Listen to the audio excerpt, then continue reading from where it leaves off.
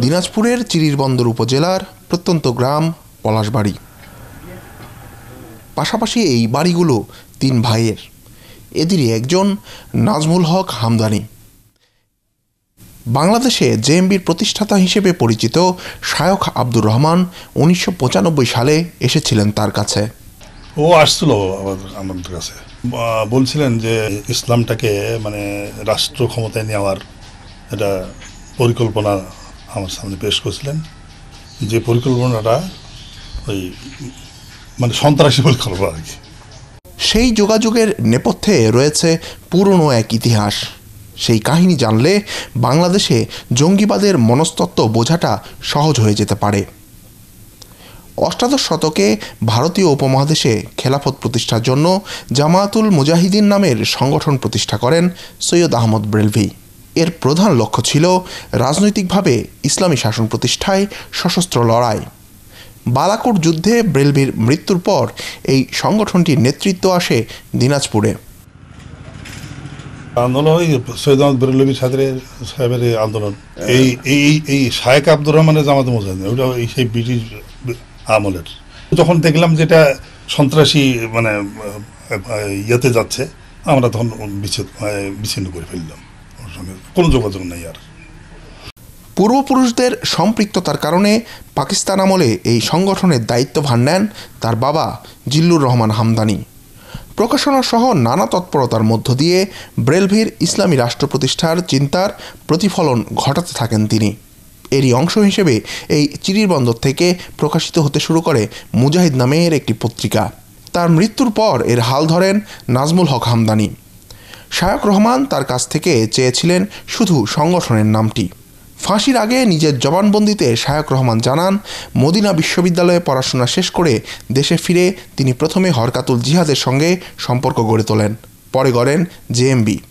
ভারতীয় জঙ্গি টুন্ডা ছাড়াও আল কায়েদার সঙ্গে যোগাযোগ গড়ার আগ্রহের প্রমাণ মেলে তার জবানবন্দিতে। আর প্রমাণ মেলে বাংলাদেশের স্বাধীনতা বিরোধী দল জামায়াতে ইসলামীর সঙ্গে শায়খ রহমানের পূর্ব সম্পৃক্ততার। জবানবন্দিতে তিনি জানান, বিশ্ববিদ্যালয়ের ছাত্র থাকাকালে জামায়াতে ইসলামীর বৈদেশিক যোগাযোগের দায়িত্ব ছিল তার উপর। বাংলাদেশে জঙ্গিবাদের সূচনার এই আখ্যানের নেপথ্যে যারা কলকাঠি নেড়েছিলেন, এখনও মুখোশের আড়ালে তাদের মুখটা টের পাওয়া যায়।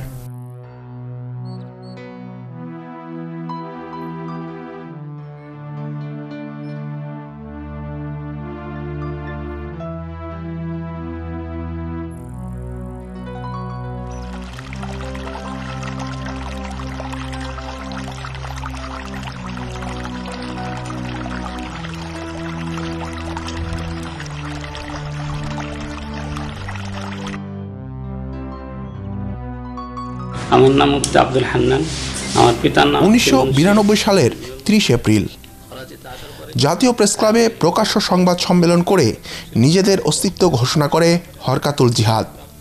আফগান যুদ্ধ ফেরত উগ্রপন্থীদের নিয়ে বাংলাদেশে জঙ্গিবাদের প্রকাশ্য যাত্রার সূচনা ঘটে সেদিনই, যদিও এর প্রস্তুতি শুরু হয় আরও আগে।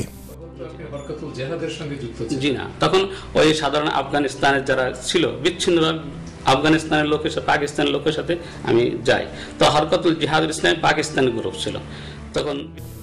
এই নিরাপত্তা বিশ্লেষক মনে করেন, বঙ্গবন্ধু হত্যাকাণ্ডের পর এদেশে জঙ্গিবাদ বিকাশের রাজনৈতিক প্রেক্ষাপট তৈরি হয়। 1975 সালের পরে, বঙ্গবন্ধু হত্যাকাণ্ডের পরে যারা ক্ষমতায় এলেন, তারা কিন্তু বাংলাদেশের আমাদের যে উদার গণতান্ত্রিক প্রগতিশীল অসাম্প্রদায়িক ধর্মনিরপেক্ষ রাষ্ট্র ব্যবস্থা করবার জন্য আমরা যে মুক্তিযুদ্ধের বাংলাদেশ আমরা পেলাম, আমাদের মুক্তিযুদ্ধের মাধ্যমে, স্বাধীনতার মাধ্যমে, সেই দেশটিকে তারা একেবারে বিদায় করে দিল।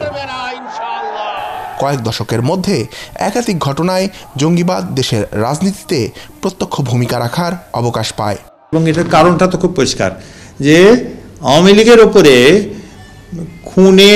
খুন করার চেষ্টা তো দুইটা, একবার হয়েছে 1975 সালে, দ্বিতীয়টা হয়েছে তারেক জিয়ার বোমা গ্রেনেড হামলা। তো তাহলে দুটো ক্ষেত্রে বিএনপি তাদেরকে জড়িত মনে করছে। বিশ্লেষকদের মতে 75-এর 15 আগস্টের পর থেকে জঙ্গি উত্থানে সহায়তাকারী আর্থিক শক্তি বেড়ে উঠতে থাকে। ফলে মাত্র 1.5 দশকের মধ্যেই বিভিন্ন নামে অর্ধশতাধিক জঙ্গি সংগঠন মাথাচাড়া দিয়ে ওঠে। জঙ্গিদের কিন্তু বড় ধরনের অর্থনৈতিক সাপোর্ট রয়েছে, কারণ এদের অর্থের প্রধান উৎস হলো এই জামাত ইসলামের যে ব্যাপক যে আর্থিক প্রতিষ্ঠানগুলো রয়েছে, যে গবেষণায় আমরা দেখেছি তাদের প্রায় 237টি ব্যবসা প্রতিষ্ঠান এবং বছরে সেখান থেকে 2,500 কোটি টাকা লাভ হয়। 2004 সালে জেএমবির উত্থান পর্বে বিএনপি জামায়াত জোট সরকারের প্রভাবশালী মন্ত্রী এমপিদের সহায়তার অভিযোগ এখন কারোই অজানা নেই আর। সেই সময় সেই সব কুশীলবদের বিরুদ্ধে ব্যবস্থা নেওয়া না হলেও জঙ্গিবাদের অভিযোগ আনা হয় আহলে হাদিস আন্দোলন বাংলাদেশের আমির ডক্টর আসাদুল্লাহ আল গারিবের বিরুদ্ধে। গ্রেফতারও করা হয় তাকে। দীর্ঘ সময় পর সবগুলো মামলা থেকেই খালাস পান তিনি। তার স্পষ্ট অভিযোগ, বাংলাদেশে জঙ্গিবাদের বীজ বপন করে জামায়াতে ইসলামী, আর পথের কাঁটা সরাতেই বেছে বেছে সালাফিপন্থীদের দিয়ে জেএমবিকে নেপথ্যে থেকে তারা পরিচালনা করতে থাকে। এটা সে ভালো করে জানে, আমাদের কোনো লোক তার সঙ্গে সাপোর্ট দেবে না, সে কারো কাছে যায় না। রেজাল্ট কোনকে বেছে নিয়েছিল, কেন নিয়েছিল সেটা আমাদের জানার বাইরে। তো একটু ধারণা করা যায় রেজাল্ট কোন সরাসরি আমাদের সংগঠনের রিক্রুট নয়, সে কিন্তু অন্য সংগঠনে আমাদের এখানে আসছিল, জামাত ইসলাম থেকে। যদিও জামায়াতে ইসলামীর দাবি একেবারে ভিন্ন। সবসময় ক্ষমতাসীনদের সাথে সম্পর্ক ছিল, এখনো আছে। আমরা কোনো সময় কালিম সাহেবের ব্যাপারে কোনো কথা বলিও নি, এবং এটা আমরা বরং এটা তখনকার যে শাইখ আব্দুর রহমান বা আর যারা ছিল এরা কিন্তু আমাদের আন্দোলনের সাথে জড়িত। জেএমবি থেকে নিউ জেএমবি, জঙ্গিবাদে সম্পৃক্তদের অতীত ইতিহাস বলছে কোথাও না কোথাও তাদের বেশিরভাগের সঙ্গে জামায়াতে ইসলামীর ছাত্র সংগঠন ইসলামী ছাত্র শিবিরের সম্পৃক্ততা মেলে। যে উগ্রবাদী ব্যাখ্যা দিয়ে আজকের তরুণ সমাজকে বা মানুষকে তারা ভিড়াচ্ছে, এই ব্যাখ্যাটাই হলো জামাত শিবিরের ব্যাখ্যা। এটা তো তারা ওইখান থেকেই পেয়েছে, সুতরাং এটা তো আপনার একদম স্পষ্ট। নিউ জেএমবি আইএসের অস্তিত্ব প্রমাণের জন্য যখন বিদেশি নাগরিক হত্যা শুরু করলো, ঠিক তখন তাদের দ্বিতীয় শিকার হন রংপুরের জাপানি নাগরিক কনিও হোসি। এই হত্যা মামলার আসামি আহসানুল্লাহ আনসারির বাড়ি এটি। রংপুর শহরেই মেডিকেলে ভর্তির জন্য কোচিং করত সে। সেখান থেকে শুরু তার বদলে যাওয়া। আইএ পাস করছে, করার পরে সে মেডিকেলে করছে, পরীক্ষা টিকতে পারে না, রোকায় ভর্তি করাছি। জি জি, রংপুরে। তার মতোই ছাত্র শিবির পরিচালিত রেটিনা কোচিং সেন্টারে ভর্তি হয়েছিল হলি আর্টিজানে হামলার পর রাজধানীর কল্যাণপুরের আস্তানা থেকে আটক জেএমবি সদস্য হাসান ওরফে রিগান। কোচিং থেকেই একদিন উধাও হয়েছিল সে। আমার বাসা থেকে কোচিংয়ে গেছিল, কোচিং থেকে আর আসেনি। তখনই আমরা খোঁজাখুঁজি অনেক জায়গায় করছি, কোচিং সেন্টারেও গেছি, ওখান থেকে বলছে যে মসজিদে দেখেন তো ইয়েতে গেছে নাকি, ওই তাবলিগে গেছে নাকি। মসজিদেই সে খোঁজাখুঁজি, অনেক মসজিদে খোঁজাখুঁজি করছি, কোথাও নাই। পুলিশের সন্দেহ, রেটিনা সহ উত্তরাঞ্চলে ছাত্র শিবির পরিচালিত কোচিং সেন্টারগুলোকে জঙ্গিরা রিক্রুটমেন্টের কাজে লাগায়। শিবির একটা সংগঠন আর জেএমবি আলাদা সংগঠন। আপনার ডাইরেক্ট একটার সাথে আর একটা যোগসূত্র না থাকলেও ইনডাইরেক্ট যোগসূত্র আছে। যেমন ধরেন জেএমবির ফাইন্যান্স করা, জেএমবিকে উপর থেকে অর্গানাইজ করা। গত এক বছরে গ্রেফতারকৃত 19 জন জেএমবি সদস্যের জবানবন্দিতে জানানো হয়েছে 4টি স্তরে বিভক্ত হয়ে তারা তৎপরতা চালায়। এর মধ্যে আনসার পর্যায়ের সদস্যরা নিজের এলাকায় অবস্থান করে নিজের পরিচিতি কিংবা বন্ধুত্ব কাজে লাগিয়ে সদস্য সংগ্রহ করে। আনসার সদস্য সে যে লোক নিজ এলাকায় থেকে অপারেশনে কার্যক্রম করে, সহযোগিতা করে, আশ্রয় দেয়, অস্ত্র রাখে। যারা আপনার মুজাহিদ হয়ে যায়, অর্থাৎ নিজ এলাকা ছেড়ে গিয়ে অপারেশন কার্যক্রম বা দাওয়াতি কার্যক্রম, তখন তারা নামগুলো পরিবর্তন করে। এক জায়গায় যায় তখন একটা নাম ধারণ করে, অন্য জায়গায় যায় তখন আরেকটা নাম ধারণ করে। এরপর থেকেই এক একটি ধাপ অতিক্রমের সময় জেএমবির সদস্যদের নতুন নতুন নাম দেওয়ার পালা শুরু হয়, আর এই প্রক্রিয়ার মাধ্যমেই ধীরে ধীরে হারিয়ে যায় নিয়োগকর্তাদের পরিচয়। রাজশাহীর বাগমারায় আহমদিয়া সম্প্রদায়ের মসজিদে আত্মঘাতী বোমা হামলায় নিহত তারেক আজিজের কাহিনী আরও বিচিত্র। বাবা সেনা সদস্যের চাকরি থেকে অবসর নিয়ে জামায়াতের রাজনীতিতে যোগ দেন। সেই সূত্র ধরে ইসলামী ছাত্র শিবিরের রাজনীতির সঙ্গে সম্পৃক্ত হন তারেক। পড়াশোনার জন্য পলিটেকনিকে ভর্তির পর কিডনিজনিত অসুস্থতায় ভুগতে থাকেন তিনি, আর এ সময়ই তাকে জেএমবির নামে আত্মঘাতী হতে উদ্বুদ্ধ করা হয়। তার সঙ্গে মায়ের শেষ কথা হয়েছিল গেল বছরের ডিসেম্বরে। বড় ভাই কিডনির অসুখে ভুগে মারা যায়। তারেকও কিডনি জটিলতায় আক্রান্ত ছিল। এই ছেলের টাকা প্রবলেম আমাদের, আমি জমি বিক্রি করে, আমাদের গাছগাছালি বিক্রি করে আমার ভাইয়েরা কিছু দিয়েছে, এভাবে দিয়ে ওকে মানে চিকিৎসা করেছিল। চিকিৎসা চলছে ওখানে, মানে মেডিকেলে সপ্তাহে 2 দিন ডায়ালিসিস করতে যেতাম। তারপরে বলছে একদিন হঠাৎ এই ডিসেম্বর মাসের প্রথম দিকে একদিন রাত্রে মোবাইল করছে কি যে আম্মা 8টার দিকে যে আম্মা আমি আমার ভালো লাগছে না, আমার মন ভালো লাগছে না, আপনি এখনই আসেন। তাসলিমার ধারণা সেই সময়ই চিকিৎসার জন্য অর্থের প্রলোভনে তারেককে দলে ভেড়ানো হয়। এরপর কাজে লাগানো হয় বাগমারার আহমদিয়া মসজিদে আত্মঘাতী হামলায়। যদিও তিনি ছেলের কাছ থেকে কখনো জেএমবির নাম শোনেননি। তিনি জানতেন তার ছেলে শিবির করত। অবসর হওয়ার পর থেকে মানে জামাতে ভোটটা দেয় না, কোনো জেএমবি না। আমার ছেলে তো এমনি অসুস্থ মানুষ, এমনি শিবির টিবির করতো। চাঁপাইনবাবগঞ্জের শিবগঞ্জে তাদের বাড়ি থেকে পুলিশ তারেকের বাবা আবু সালেকের নামে জামায়াতে ইসলামের একটি সদস্য রিপোর্ট বই উদ্ধার করা হয় বাবা ও ছেলের 2টি পাসপোর্ট, যেখানে ট্রিপল এন্ট্রি সহ ভারতের 2013 সালের ভিসা ছিল। এবার আসা যাক আহসান হাবিব নামের রাজশাহী বিশ্ববিদ্যালয়ের ইংরেজি বিভাগের এক ছাত্রের কাহিনীতে। অক্টোবরে গাজীপুরে র্যাবের সঙ্গে গোলাগুলিতে নিহত হয় সে। এর আগে সে পড়তে এসে ইসলামী ছাত্র শিবিরের রাজনীতিতে জড়ায়।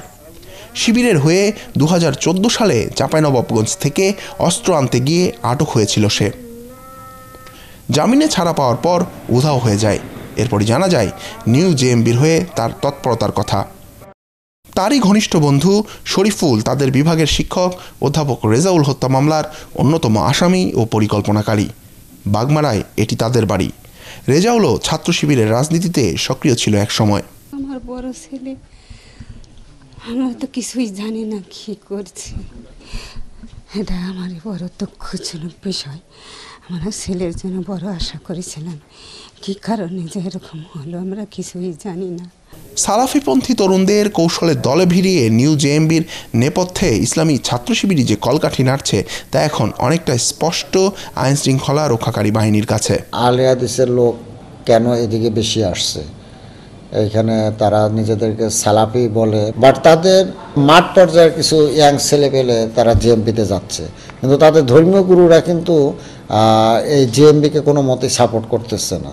কাজে এটা আসলে বিচ্ছিন্ন বা কাকতালীয় ব্যাপার নাকি তাদের মতবাদের সাথে সম্পর্কিত, এটা আরও রিসার্চের ব্যাপার আছে। জেএমবির ফাইন্যান্স করা, জেএমবিকে উপর থেকে মানে অর্গানাইজ করা, বিভিন্ন কাজে শিবির বা জামাতের একটা প্রচ্ছন্ন সহযোগিতা আছে বলে আমার কাছে প্রতীয়মান হয় আর কি।